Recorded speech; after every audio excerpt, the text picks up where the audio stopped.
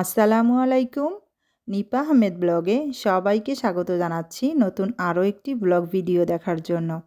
আর এই মুহূর্তে কাছে এবং দূরে, দেশ এবং দেশের বাইরে থেকে যে যেখান থেকে আমার এই ব্লগ ভিডিওটি দেখছেন, সকলের জন্য শুভকামনা জানিয়ে শুরু করছি আজকের ভিডিওটি। আশা করছি সবাই ভালো আছেন। আমরাও আল্লাহর অশেষ রহমতে আলহামদুলিল্লাহ ভালো আছি। তো আরও একটি নতুন ব্লগ ভিডিও নিয়ে আপনাদের সামনে হাজির হয়ে গেলাম। তো আশা করছি আজকের ভিডিওটি আপনাদের কাছে অনেক ভালো লাগবে।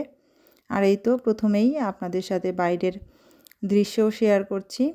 আলহামদুলিল্লাহ আজকের ওয়েদারটা অনেক বেশি ভালো ছিল মাশাআল্লাহ। আর বাইরের ওয়েদারটা ভালো থাকলেও এখনও মোটামুটি ঠান্ডা আছে, ঠান্ডা এখনও শেষ হয়ে যায়নি। বাংলাদেশে হয়তো গরম পড়ে গিয়েছে, কিন্তু এদেশে এখনও পর্যন্ত ঠান্ডা আছে। হয়তো আরও 1 মাস পরে গরম আসবে। আর এই তো কথা বলতে বলতে রান্নায় চলে এসেছি। তো এখানে আমি সেহরির জন্য ডিম ভুনা করে নিব। আর আমি ডিমগুলো সিদ্ধ করে খোসা ছাড়িয়ে নিয়ে এরপরে এখানে আমি একটু লবণ আর মরিচের গুঁড়া মেখে নিয়েছি।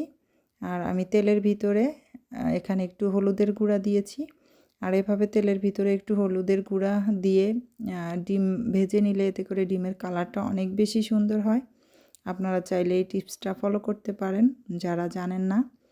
আর এই তো দেখে নিয়েছেন অনেক সুন্দর কালার আসছে ডিমের। আর আমি কিন্তু ডিমগুলো ভেজে নেওয়ার আগে একটু ছুরি দিয়ে কেটে নিয়েছি, না হলে ডিমের খোসাগুলো একদম ছিটে গায়ে লেগে যায়। আর যে তেলে আমি ডিমটা ভেজে নিয়েছি ওই তেলেই রান্নাটা করে নিব। তো এখানে আমি পরিমাণ মতো পেঁয়াজ কুচি দিয়েছি। তো পেঁয়াজ কুচিটা আমি কিছু সময় একটু ভেজে নিব, হালকা একটু সফট হওয়া পর্যন্ত। এরপরে এখানে আমি আদা রসুনের পেস্ট দিয়ে দিলাম। তো আদার পরিমাণটা একদম কম দিয়েছি। তো আদা রসুনের পেস্ট কিছু সময় ভেজে নিয়েছি। এরপর এখানে দিয়ে দিলাম কিছু টমেটো। তো আমি টমেটোর পরিমাণটা একটু কম দিয়েছি, যেহেতু ডিমের পরিমাণ কম। আপনারা আপনাদের পরিমাণ অনুযায়ী বাড়িয়ে কমিয়ে দিতে পারেন, কোনো সমস্যা নেই। আর আমার কাছে মনে হয় টমেটো দিলে এতে করে গ্রেভিটাও অনেক ঘন হয়, খেতেও অনেক মজা হয়। আর এই পর্যায়ে এখানে আমি লবণ অ্যাড করে দিলাম। তো লবণ দিয়ে কিছু সময় আরও একটু পানি দিয়ে দিলাম, দিয়ে এরপরে কষিয়ে নিব মশলাটা। তো লবণটা অবশ্যই বুঝে দিতে হবে, যেহেতু ডিম ভেজে নেওয়ার সময় অলরেডি লবণ দিয়েছি। তো এবার এখানে দিয়ে দিলাম হলুদের গুঁড়া আর সামান্য পরিমাণ দিয়ে দিব মরিচের গুঁড়া। তো মরিচের গুঁড়াটা আপনারা আপনাদের টেস্ট অনুযায়ী দিবেন, যে যেমন ঝাল খেতে পছন্দ করেন। আর ডিম ভুনা করা তো একদমই ইজি, তারপরও যারা জানে না তাদের জন্য একটু রেসিপি আকারে শেয়ার করি, এতে করে হয়তো তাদের একটু হলেও উপকারে আসতে পারে। আর এই তো মশলাটা খুব ভালোভাবে কষিয়ে এরপরে এখানে আমি একটু পরিমাণ মতো পানি দিয়ে দিলাম। তো পানিটা কিছু সময় একটু ফুটে আসা পর্যন্ত অপেক্ষা করব। এরপরে এখানে আমি তো ডিমগুলা দিয়ে দিলাম। তো ডিমগুলা দিয়ে কিছু সময় একটু অফ ক্যামেরায় একটু রান্না করে নিয়েছি। এরপর এখানে আমি ফ্লেভারের জন্য কয়েকটা কাঁচামরিচ দিয়ে দিলাম। আর এখানে দিয়ে দিব আমি একটু গরম মশলা গুঁড়া। আর এই গরম মশলা গুঁড়াটা শেষ দিকে দিলে এতে করে ডিম ভুনার ভিতরে কিন্তু অনেক সুন্দর একটা ফ্লেভার আসে, খেতে অনেক বেশি মজা হয়। আর শেষ পর্যায়ে দিয়ে দিব এখানে কিছু ধনিয়া পাতা। তো আমার কাছে ফ্রেশ ধনিয়া পাতাটা ছিল না, তাই আমি ফ্রোজেন করে রাখা ধনিয়া পাতা দিয়ে দিলাম। যেহেতু এই দেশে ধনিয়া পাতাটা অ্যাভেলেবেল পাওয়া যায় না, তাই একটু বেশি করে কিনে এরপরে খুব ভালোভাবে ধুয়ে পরিষ্কার করে ফ্রোজেন করে রাখতে হয়। আর এই তো ডিম ভুনার ফাইনাল লুকটা দেখেই অনেক লোভনীয় লাগছে, তাই না?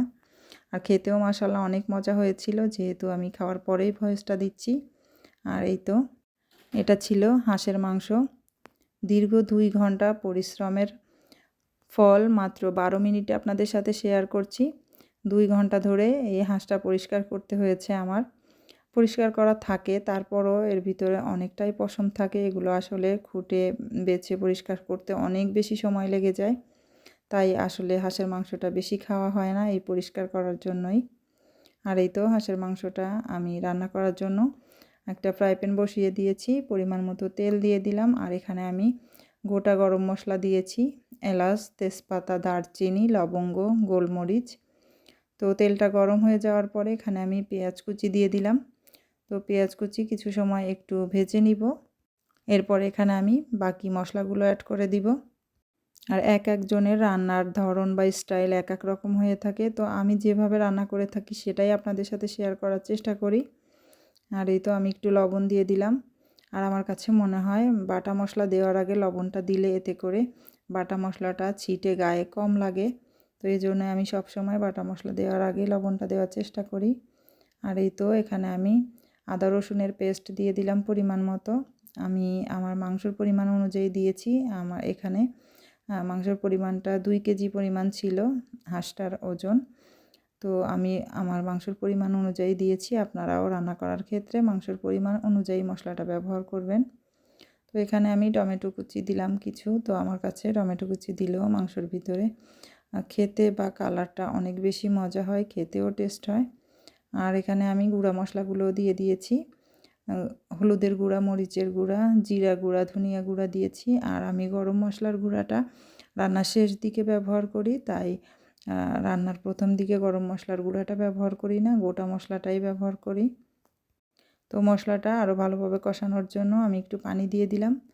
তো কিছু সময় অফ ক্যামেরাতে মশলাটা কষিয়ে এরপর এখানে একটু দিয়ে দিলাম কয়েকটা কাঁচামরিচ ফালি। ভিডিওর এই পর্যায়ে এসে আবারও সবাইকে মনে করিয়ে দিচ্ছি, প্লিজ একটা লাইক দিয়ে আমার ভিডিওটি কন্টিনিউ করবেন। টেনে টেনে স্কিপ করে দেখবেন না। এমনিতেই ভিডিওতে ভিউ একদমই কম হয়, এরপরে যদি টেনে টেনে স্কিপ করে কেটে কেটে দেখা হয় এতে করে ওয়াচ টাইম একদম বাড়ে না। তো আমি জানি আমার অনেক আপুরা আছে স্কিপ করে টেনে টেনে ভিডিও দেখে না, তারা ফুল ওয়াচ করে। তারপর অনেকেই আছে এই বিষয়টা জানে না, তাই তাদের জন্য একটু বলে দেওয়া। আর মশলাটা খুব ভালোভাবে কষিয়ে এরপর এখানে আমি মাংসটা অ্যাড করে দিয়েছি। তো মাংসটা খুব ভালোভাবে মশলার সঙ্গে একটু নাড়াচাড়া দিয়ে কষিয়ে নিচ্ছি। তো যে কোনো মাংসর তরকারি যত বেশি ভালোভাবে কষানো হয় এতে করে মাংসর স্বাদটাও অনেক বেশি বেড়ে যায়। তো আর নতুন নতুন প্রতিনিয়ত আমার চ্যানেলে অনেক আপু ভাইয়ারা অ্যাড হচ্ছেন। তো আপনাদের যদি আমার ভিডিওর কোনো অংশ ভালো লেগে যায় তাহলে অবশ্যই আমার চ্যানেলটি সাবস্ক্রাইব করে আমার পাশেই থেকে যাবেন, এই ছোট্ট চ্যানেলের ছোট পরিবারের একজন সদস্য হয়ে। আর পাশে থাকা বেল বাটনটি অল অপশনে প্রেস করে দিবেন, এতে করে আমি যে কোনো ভিডিও আপলোড দিলে সাথে সাথে নোটিফিকেশন আপনার কাছে পৌঁছে যাবে। অনেকেই আছে বেল বাটনের অল অপশন প্রেস করে না, এতে করে নোটিফিকেশন পৌঁছায় না। এই জন্যই আপনাদেরকে স্মরণ করিয়ে দিলাম বেল বাটনের অল অপশনটা প্রেস করে দেওয়ার জন্য। আর যেসব আপু ভাইয়ারা অলরেডি আমার চ্যানেলটি সাবস্ক্রাইব করে আমার পাশেই আছেন তাদেরকে অসংখ্য অসংখ্য ধন্যবাদ। আর এই তো এখানে আমি মাংসর ভিতরে দেওয়ার জন্য কিছু আলু একটু লবণ আর হলুদ দিয়ে ভেজে নিয়েছি। আর আমার কাছে একটু আলুটা ভেজে এরপরে মাংসতে ব্যবহার করলে একটু বেশি মজা লাগে, তাই আমি এখানে এভাবে আলুটা ব্যবহার করছি। আপনারা চাইলে কাঁচাটাও ব্যবহার করতে পারেন, যার যেমন পছন্দ। আর এই তো দেখতেই পেয়েছেন মাংস থেকে অনেকটা পানি উঠে আসছিল, আর আমি ওই পানিতেই অফ ক্যামেরাতে মাংসটা একদম ভালোভাবে রান্না করে নিয়েছি।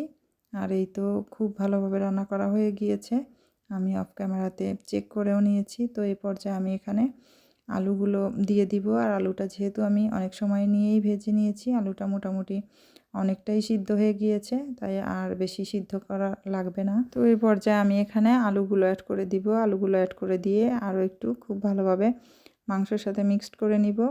আর অফ ক্যামেরাতে আরও কিছুক্ষণ একটু আলুর সঙ্গে আমি একটু রান্না করে নিব। আর আমি আপনাদের সাথে তো একটা কথা শেয়ার করতে ভুলেই গিয়েছি। তো গত 2-3 দিন আগে আমার চ্যানেলে 1000 সাবস্ক্রাইবার পূর্ণ হয়েছে। আপনাদের ভালোবাসা এবং আপনাদের সাপোর্টে এই পর্যন্ত আসতে পেরেছি। তো আল্লাহর কাছে শুকর, আলহামদুলিল্লাহ।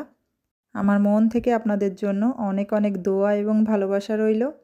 এভাবেই আমাকে সবসময় সাপোর্ট করে যাবেন, সামনে এগিয়ে যেতে সাহায্য করবেন। আপনাদের ভালোবাসায় আজকে আমি 1000 সাবস্ক্রাইব পূর্ণ করতে পেরেছি। আর এদিকে কথা বলতে বলতে আমার মাংস রান্নাটা প্রায় শেষ দিকে। তো এখানে আমি একটু ঝোলের পানি দিয়ে দিয়েছিলাম, আর হচ্ছে এখানে কিছু কাঁচামরিচ দিয়েছি ফ্লেভারের জন্য। আর দিয়ে দিলাম লাস্ট দিকে এখানে গরম মশলা গুঁড়া। আর এই গরম মশলার রেসিপিটা অলরেডি আমার চ্যানেলে দেওয়া আছে। এর ভিতরে সমস্ত প্রকার গরম মশলা টেলে গুঁড়া করে রাখা আছে। তো আমি প্রথম দিকে গরম মশলা গুঁড়াটা ব্যবহার করি না, লাস্টের দিকে রান্নার শেষ দিকে ব্যবহার করলে আমার কাছে মনে হয় গরম মশলার ফ্লেভারটা অনেক বেশি ভালো আসে। আর এই তো রান্নার একদম ফাইনাল লুক। আমি খুব বেশি ঝোল রাখিনি, একদম বুনা বুনা টাইপের রান্নাটা করে নিয়েছি। আর খেতে মাশাআল্লাহ অনেক মজা হয়েছিল। আপনারা যারা জানেন না তারা চাইলে আমার এই রেসিপিটি ফলো করে রান্না করে দেখতে পারেন। আশা করছি ইনশাল্লাহ আপনাদের কাছেও অনেক মজা লাগবে। আর এই তো এখানে ইফতারের জন্য কিছু আলুর চপ বেগুনি ভেজে নিয়েছি। আর ইফতারিতে যত রকম ডেজার্ট বা মিষ্টি আইটেম খাই না কেন, তারপরও মুখরোচক এই ভাজা পোড়া না খেলে মনে হয় তৃপ্তি মিটে না। আর এই তো এখানে আমি কিছু সিঙ্গারা আর কিছু সমুচা আর সাথে ছিল কিছু আলু পুরি, এগুলোও ভেজে নিয়েছি অফ ক্যামেরাতে। আর অফ ক্যামেরাতে আমি ছোলাটাও ভুনে নিয়েছি, সেটা আর আপনাদের সাথে শেয়ার করা হয়নি। আর এই তো এখানে কিছু পেঁয়াজুও ভেজে নিয়েছি। যত রকম খাবারই খাই না কেন, তারপরও এই মুখরোচক ভাজা পোড়াগুলো না খেলে মনে হয় ভালোই লাগে না।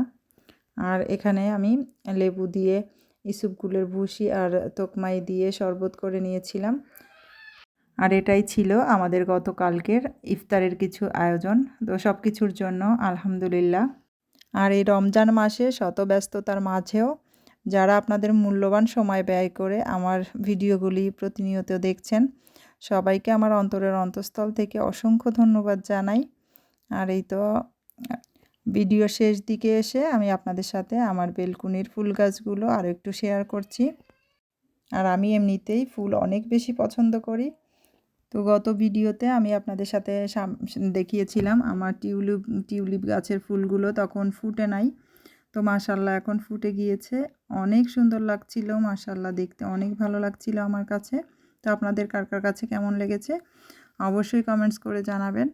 আর আজকের পুরো ভিডিওটি আপনাদের কাছে কেমন লেগেছে অবশ্যই কমেন্টস করতে ভুলবেন না। ভালো লাগলে অবশ্যই লাইক কমেন্ট শেয়ার করবেন, চ্যানেলটি সাবস্ক্রাইব করার অনুরোধ রইল। তো আজকের মতো বিদায় নিচ্ছি, আবারও নতুন কোনো ভিডিও নিয়ে চলে আসবো আপনাদের মাঝে। সবাই অনেক বেশি ভালো থাকবেন, সুস্থ থাকবেন। আল্লাহ হাফেজ, আসসালামু আলাইকুম।